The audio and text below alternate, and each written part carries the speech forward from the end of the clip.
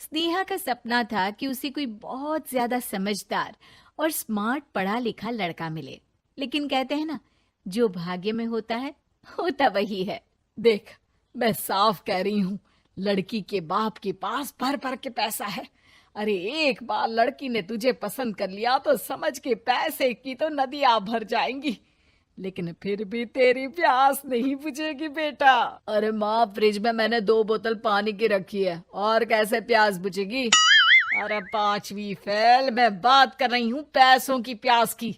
तू गवाह नहीं समझेगा इस बात को। बस तुझसे लोगों की नौकरी करवा लो।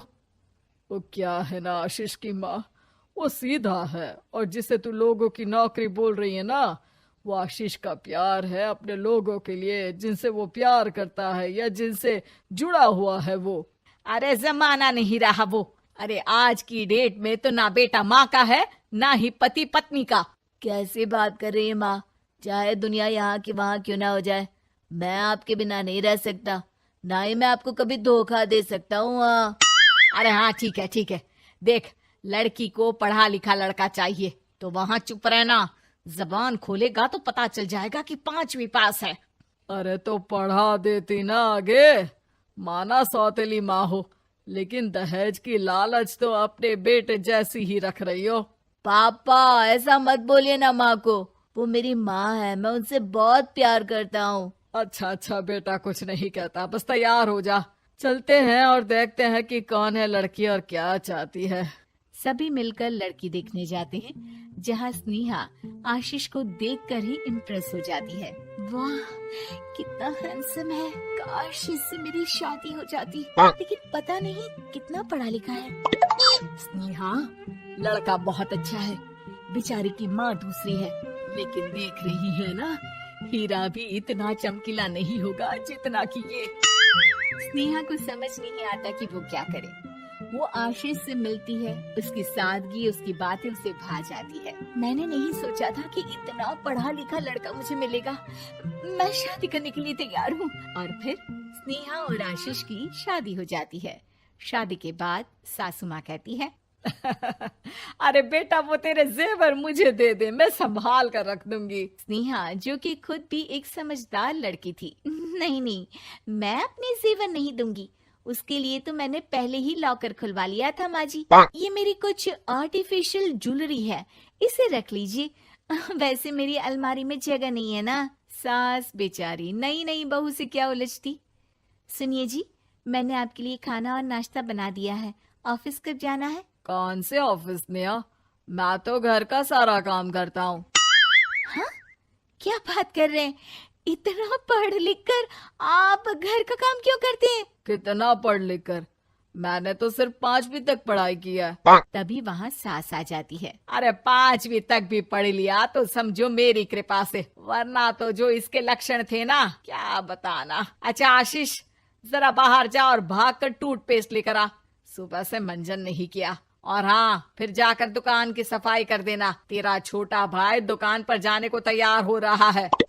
स्नेहा ये सब सुनकर हैरान रह जाती है। वो सोचती है कि आखिर उससे क्या गलती हो गई जो उसके साथ ऐसा हुआ। आशीष स्नेहा के पास जाता है। सुनो, तुमको तो मैंने पहली मुलाकात में ही बताया था कि। स्नेहा आशीष की बात ही नहीं सुनना चाहती है।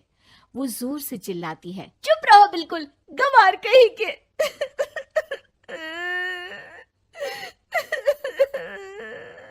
कितना बड़ा धोखा हो गया मेरे साथ, अब मैं इस घर में नहीं रह सकती। प्लीज ऐसी बात मत करो, मेरी पत्नी हो तुम, जैसे बोलोगी मैं वैसा करूंगा। मैं कोशिश करूंगा बाहर जाकर कोई काम ढूंढ लूं, पर प्लीज मत जाओ। चुप रहो गंवार कहीं के, मैं तुम्हारे जैसी की बीवी हो ही नहीं सकती। आशीष स्नेहा को लाख समझाने की कोशिश करता है, लेकिन वो अपने मायके चली जाती है। माँ चलिए ना, स्नेहा को मना कर लेकर आते हैं। अरे जाओ, बनाने जाए मेरी जूती। इतना घमंड, जैसे कलेक्टर हो कहीं की महारानी। अरे मैं तो तुझे कहूंगी कि तू भी भूल जा, हमने नहीं भगाया, खुद ही तो गई है। माँ वो बीवी है मेरी, मैं प्यार करता हूँ उससे, मैं जा रहा हूँ उसे लेने। वहीं स्नेहा के घर पर, माँ वो तो कुछ काम ही नहीं करता, घर का नौकर है, 5वीं पास। मैं नहीं रह सकती ऐसे आदमी के साथ माँ।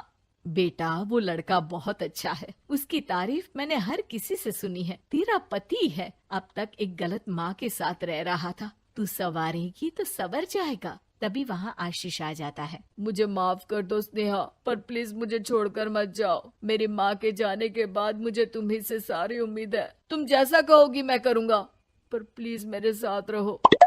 सबके समझाने बुझाने के बाद स्नेहा आशीष के साथ घर आ जाती है। आ गई महारानी, अब आई हो और सच्चाई भी पता चल गई है, तो थोड़ा तमीज से पति के साथ घर देख, रसोई संभाल और हम सबकी सेवा कर। देखो, मैं अब इस घर में बंटवारा चाहती हूँ। जो मेरे पति का हिस्सा है वो उसे मिले और वो आज से कोई काम नहीं करेंगे। हिस्सा ले लो, लेकिन कमाओगे क्या, खाओगे क्या, धूल मिट्टी। अरे तेरा पति किसी काम का नहीं है, वो तो मेरा बेटा कमा रहा है तो 2 रोटी मिल जाती है इसे।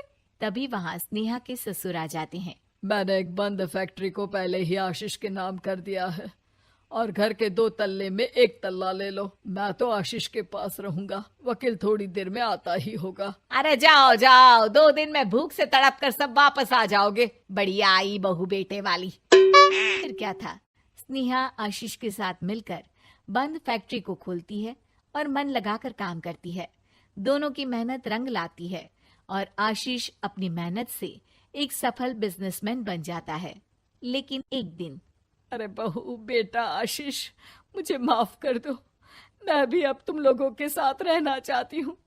इस कमबख्त ने तो दुकान का बेड़ा गर्क कर दिया। वो तो आशीष था जो सारा दुकान का काम संभालता था। बेटा हमारे पास तो अब खाने को भी नहीं बचा। माँ जी, इसे कर्म के फल कहते हैं। खैर, खाना है तो आपको और आपके बेटे को काम करना पड़ेगा, समझी? हे भगवान, अब ये दिन आ गए हैं कि बहू के साथ रहने के लिए मुझे काम करना पड़ेगा। बेटा आशीष, तू ही समझाना अपनी बीवी को। पता है ना मैंने तुझे कितने प्यार से पाला है। हाँ माँ, वो तो ऐसे ही बोल रही है आपको। अरे घर में कामकाज के लिए बहुत सारे नौकर चाकर है, आप आराम से रहिए माँ।